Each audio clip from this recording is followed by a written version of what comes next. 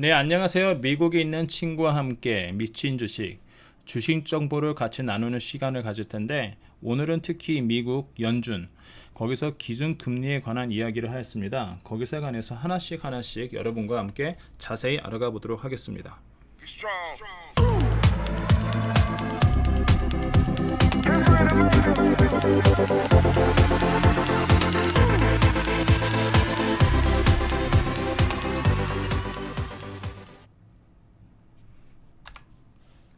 네, 오늘 파월이 나와서 연설을 했을 때 그가 그 금리를 간단하게 얘기해서 똑같이 0에서 0.25%를 유지를 한다 그랬고, 테이퍼링에 관해서도 이야기를 했고, 그리고 자산 매입에 관해서도 이야기했을 때 자산 매입은 지금 현재와 똑같이 120 빌리언 달러를 그대로 한다고 하였습니다. 지금 40대 40 밀리언, 80 밀리언 그대로 한다고 했습니다. 총 120 밀리언이죠. 뭐 120 빌리언.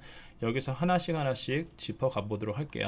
첫 번째로 인플레이션에 관해서 이야기를 할 텐데, 지금 현재 supply demand가 larger than expected. 그러니까는 지금 경제가 너무 급하게 성장을 하면서 사람들이 지금 미국이 생각했던 것보다 지금 빨리 회복을 하고 있잖아요. 지금 코로나 백신도 지금 굉장히 빨리 맞고 있고, 지금 제가 살고 있는 캘리포니아 또한 지금 어제 이후로 모든 뭐라 그러죠? 리스트릭션이 다 해체가 됐습니다. 인도에서도 백신을 맞았다면은 마스크를 안 쓰고 들어가도 되고, 지금 제가 오늘 아침에 스타벅스 갔을 때도 그 스타벅스 앞에 원래는 마스크를 쓰라고 사인이 있었는데 그것 또한 떼어져 있었습니다.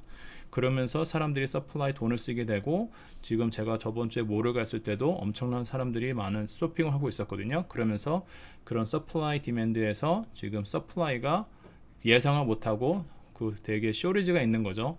그래가지고 지금 거기에 그것 때문에 인플레이션이 높아지고 있다고 이야기를 했고요. 그러면서 한 기자가 물어봤어요. 그렇다면 이 인플레이션이 얼마까지 올라갈 것이고 또 얼마나 오래 갈 것입니까? 그리고 그렇다면은 이 금리를 언제까지 연준에서 이렇게 낮게 유지를 할 수 있냐고 물어봤습니다. 그 이유는 만약에 인플레이션 너무 길게 가면은 경제가 더 안 좋아지잖아요. 그렇다면은 그것을 대처할 수 있는 도구가 금리인데 계속 이렇게 되면 안 되니까는 얼마까지 계속 이렇게 할 수 있냐를 물어본 거죠.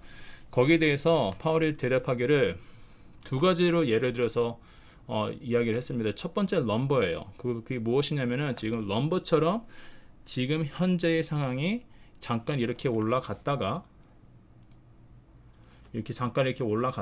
내려올 거라는 것이 그 사람의 파월의 이야기입니다. 그 이유가 중고차가 현재 그 인플레이션 데이터의 3분의 1을 차지하고 있기 때문에 그 중고차도 그렇고, 그리고 여행, 즉 에어라인과 그런 것들이 잠시 플래시식으로 잠깐 동안 그 급성장을 했기 때문에 인플레이션 데이터가 이렇게 나온 거기 때문에 럼버와 같이 잠시 후에 다시 이렇게 줄어들 거라는 이야기를 예를 들었습니다.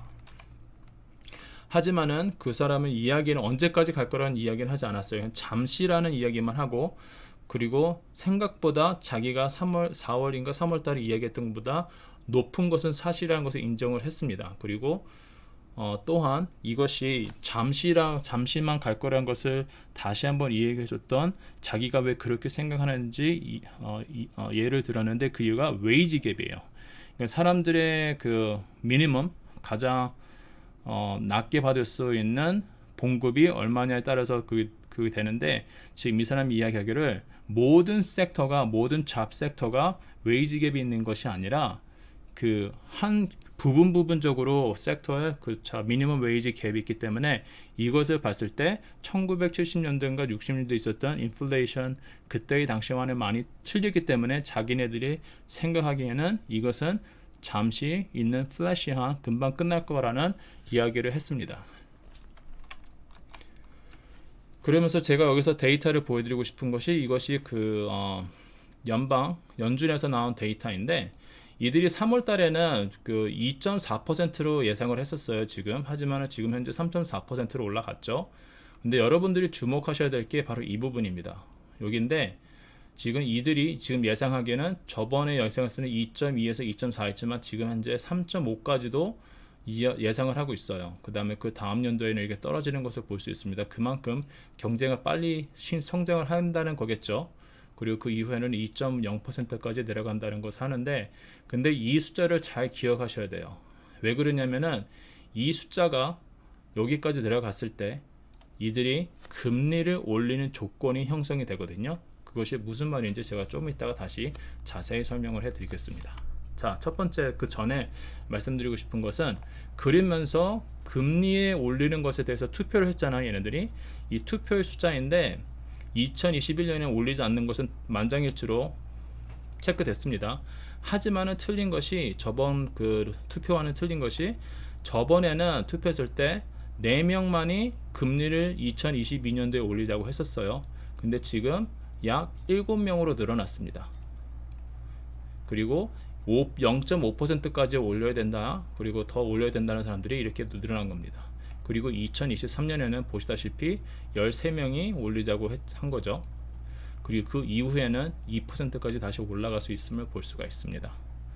근데 그렇다면은 이들이 생각하는 금리에 올라가야 되는 조건이 무엇일지 한번 이야기하기 전에, 이 뉴스를 듣고 나서 레이스에 업한다는, 생각보다 빨리 그 올라간다는 이야기를 듣고 나서 2023년 1분기 아니면은 2022년도입니다. 죄송합니다. 2022년도에 그 올라간다는 이야기를 듣고 나서 오늘 여기 10year yield가 잠깐 올라갔었죠. 그렇게 많이 올라간 건 아니에요. 그래도 올라갔는데, 저희들이 원하지 않는 것은 여기와 같은 이런 현상이 일어나지 않기를 원하는 거죠. 이때 저희들 2월부터 한 4월까지 이 금리 현상되면서 많은 그 주식들이 하락이 됐었잖아요. 그렇기 때문에 저희들이 원하는 거는, 바라기는 내일부터는 그냥 다시 한번 이렇게 평온하게 갔으면 좋겠다라는 생각을 합니다. 자, 그렇다면 이들이 금리를 올리기 위해서 어떠한 조건이 형성이 돼야지 자기네들이 금리를 올린다고 했을까요? 그것은 바로 그 중에 가장 큰 조건이 maximum unemployment이에요. maximum unemployment이 무엇이냐면은, 얘네들이 그 그러니까 직업이 없는 사람들이 그 숫자가 줄어드는 거죠. 근데 그 maximum unemployment 기준이 어디냐 얘기를 했을 때 2019년 팬데믹 전으로 돌아가는 거거든요. 근데 팬데믹 전으로 돌아간다면 어디냐면은 바로 여기 이 포인트예요. 약 4% 가깝게 되는 거죠. 근데 보시면 얘네들 지금 생각하는 이 4% 가까이 되는 것이 2022년 중반입니다. 그렇다면은 금리가 어쩌면은 얘네들 지금 얘기하는 것보다도 빨리 올라갈 수 있다는 거예요. 만약에 unemployment가 그렇게 된다면은요. 그렇기 때문에 여러분들이 좀 그것을 머릿속에 저희들이 잘 기억하고 있어야 되고요.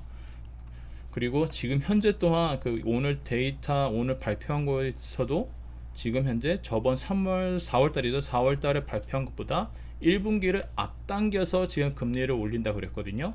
근데 다음번에는 또 어쩌면 또 한번 1분기를 앞당길 수 있다는 이야기가 나올 수 있겠죠.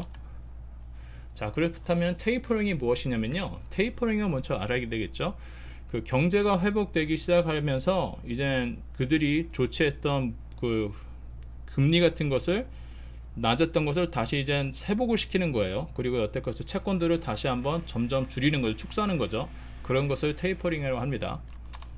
자, 근데 웃긴 면이 바로 이 면이에요. 지금 저번 4월 달에 발표했을 때 이들이 이야기를 하기를, 자기네들은 테이퍼링에 대해서 아무 얘기를 아주 중심적으로 이야기하지 않았다고 했어요. 왜냐면은 아직 이야기할 때가 아니기 때문에. 하지만 이번 미팅에서는 그 자기네들의 미팅의 중심이 테이퍼링이었다고 얘기를 했습니다. 무슨 말이냐면은 마켓이 크래시되지 않기 위해서 자기네들이 미리 이야기는 충분히 해주겠지만은, 하지만 연방준비제도가 생각하는 목적을 달성하면은 자기네들은 언제든지 테이퍼링을 한다고 말을 했거든요. 무슨 말이냐면은 한마디로 마켓 보고 너희들 준비해 그랬어요. 그러면서 아까도 보여드렸다시피 지금 얘네들이 금리를 올리는 기준을 어디에 둔다고요? maximum unemployment이 지금 얘네들의 가장 중요한 그 포인트예요. 그리고 지네들이 말한 여기 보시다시피 만약에 이 unemployment이 약 4%에서 3.5% 4%까지 그 기준을 간다면은 자기네들이 그 테이퍼링을 할 수 있다는 겁니다. 자, 그렇다면 이것이 어떻게 저희들에게 적용이 될까요? 아마도 내일 주식시장에 약간의 영향이 있지 않을까 생각을 합니다. 생각보다 금리가 조금 빨리 올라가니까 어쩌면 빨갛게 될 수도 있어요. 그러니까는 미국 시장은 빨갛게 된다는 게 하락을 한다는 거잖아요. 하락을 좀 할 수 있습니다. 그 예를 왜 제가 왜 그렇게 말씀을 드리냐면은 오늘 애프터마켓과 그 기자회견이 끝나고 나서 그 마켓이 그냥 거의 파우스 됐었어요. 조금 올라가긴 했지만은 나중에는 이게 점점 떨어지기 시작하고 애프터마켓은 거의 아무 반응이 없었습니다. 바라기는 물론 그렇지는 않지만은 그래도 내일 올라갔으면 좋겠지만은 어쩌면은 내일도 이 금리 올라간다는 것 때문에 잠깐 내려가지 않을까라는 생각도 해봅니다. 그리고 저 같은 경우는 앞으로 약간 앞으로 은행 같은 거 시리뱅크나 그쪽에 아마 투자를 하는 것을 좀 더 생각을 해보려고 지금 생각을 하고 있습니다. 네, 방송 들어주셔서 감사하고요. 구독과 좋아요 눌러주시면 감사하겠고, 무엇보다 그건 매일 아침 제가 생방송을 하는데 그 생방송 때 저희들이 지금 현재는 주제가 AMC와 GME입니다. 이 AMC의 GME에 관해서 게임스탑에 관해서 알고 싶으신 분들은 그 아침 6시 15분에 오시면은 저희들과 함께 그 이야기들을 나눌 수 있고, 그 이야기들에 관해서 앞으로 스퀴즈가 될지 안 될지에 관해서 서로 이야기를 나누는데 많은 도움이 되실 겁니다. 네, 그러면 감사드리고요. 다음 시간에 또 찾아뵙겠습니다. 안녕히 계세요.